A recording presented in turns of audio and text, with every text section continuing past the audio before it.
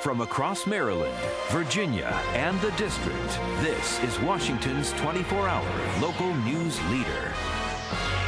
News Channel 8's Live Tonight starts right now.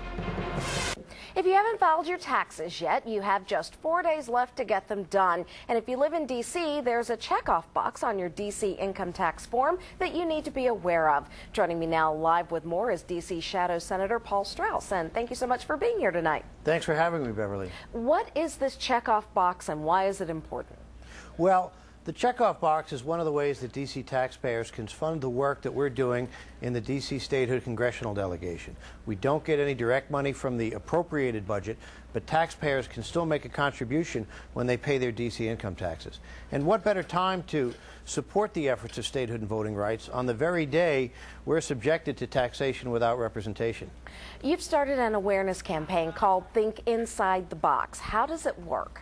Well, we wanted to encourage people to look at this box in the checkoff and think of your delegation and support our work. So whether it's $1 or $51 for the 51st state, any contributions you make would be helpful. Everybody talks about thinking outside of the box for new ideas, but we want you to focus on this particular box and remember us when you pay your DC income taxes. Why don't more people know about this? Well, it's been tough to get awareness. You know, the first year they passed the law to give us that, the Office of Tax and Revenue actually forgot to put it on the form.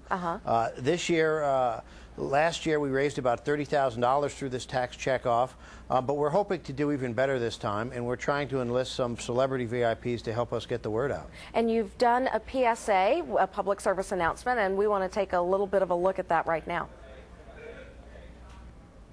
Hey, I'm Hayden Panettiere. Be a hero. Help end taxation without representation here in D.C. Thanks, Hayden. I couldn't have said it better myself. We need you to think inside the box and check off a contribution to the D.C. Statehood Fund when you pay your D.C. income taxes.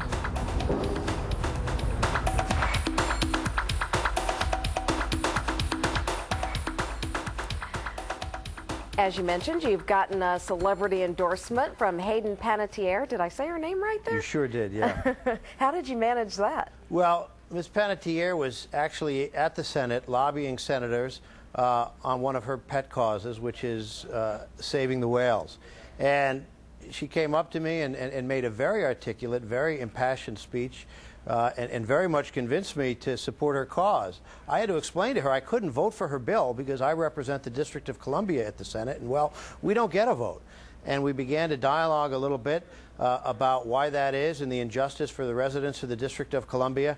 And I assured her that if I had a vote, she could count on it, but I just didn't. And right then and there, she agreed to help enlist her celebrity into our cause as well.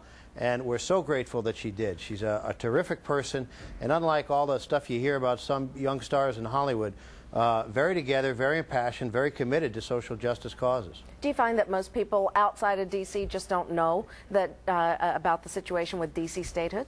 We do, and we're raising, that's why these funds are so important to help us raise awareness. You know, for a long time, Congress and the Senate really restricted the amount of money the district could spend, but this is one way for taxpayers to directly support our work, to help get the word out, and it's such an important time. You know, we have such potential now with a new president on the horizon, changes in the Senate, changes in the Congress. This is really the opportunity for District of Columbia residents to seize the moment and to bring real change at the national level on behalf of D.C. residents. All right. Well, Shadow Senator Paul Strauss, thanks for coming in tonight. Appreciate it.